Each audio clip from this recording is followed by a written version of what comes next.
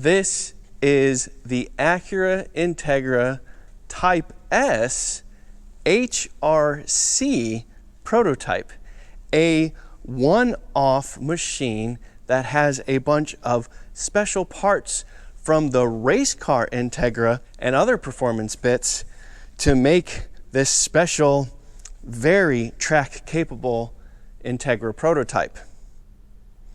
The Type S is already really good. This looks better. Let's take a closer look. Looking at the front of the car, it's pretty obvious that this isn't a stock Type S, isn't it? You've got these large, massive side scoops right here, this new larger front splitter right here, and all of this stuff is functional to allow more air into the engine bay and to provide cooling air to twin oil coolers which have been added. Obviously, you want to keep this massive intercooler with plenty of cold air as well, and just more grill openings and things like that. And when you look back, you can see this comes way off to the side, has this little wing end plate right here built into it to channel air right past the front wheel. And this hood is very, very different. You've got these big vents baked into it to allow a lot of cold air to come out of the engine bay, and it's built in such a way to keep rain from getting into the engine bay. Finally, this hood is made from carbon fiber. So I mentioned that there is a lot more cooling for the engine from the front grille. Also these nice, big, massive and carbon fiber vents right here. The engine also gets that larger intercooler you see up front, the twin oil coolers that are off on either side, and a catback exhaust. Acura didn't say that there's anything else going on with the engine, but Acura also didn't say that there isn't. So there could be more there. I'm not allowed to look under the hood. I'm just allowed to speculate of what's under the hood. So there we go. I think that we're probably gonna get a mostly stock Type S engine under here, which isn't a bad thing. That is a healthy dose of power. 320 horsepower certainly isn't a bad number, but something tells me there's gonna be ways to get more if you want it.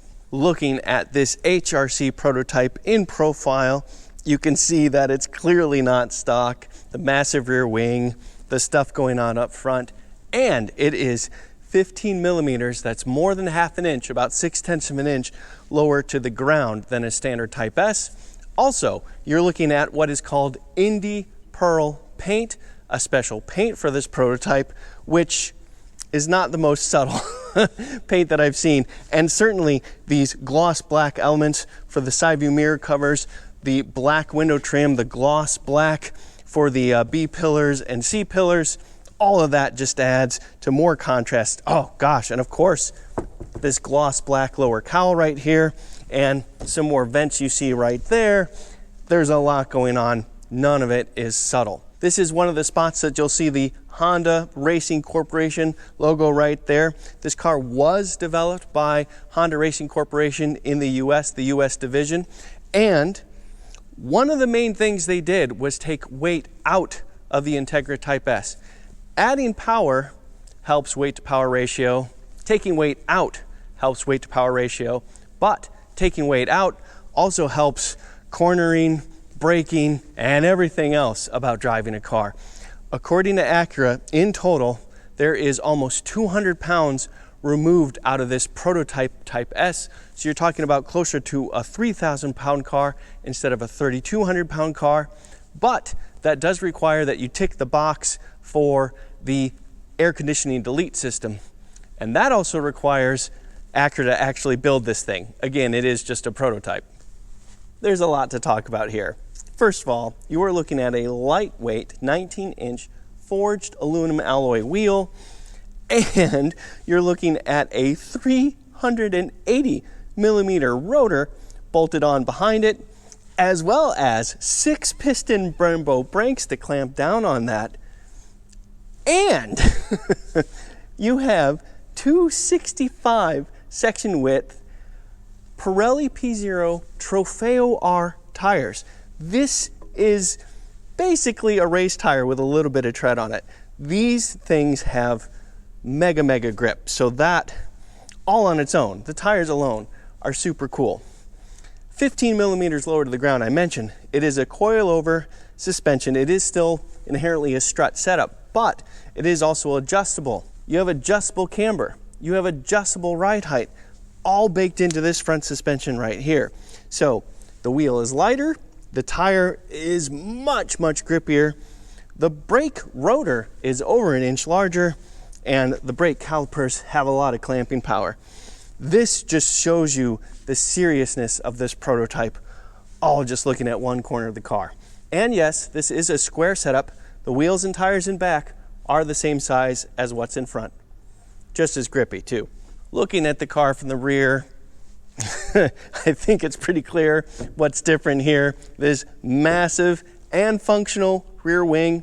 Honda did not disclose any actual downforce figures, but did promise me that there is real positive downforce you get from this equipment. And when you see a wing with this size and this shape, you do have to believe them. Mainly we're talking about high-speed stability here. We're not talking about 1,000 pounds of downforce, but we're also not talking about nothing.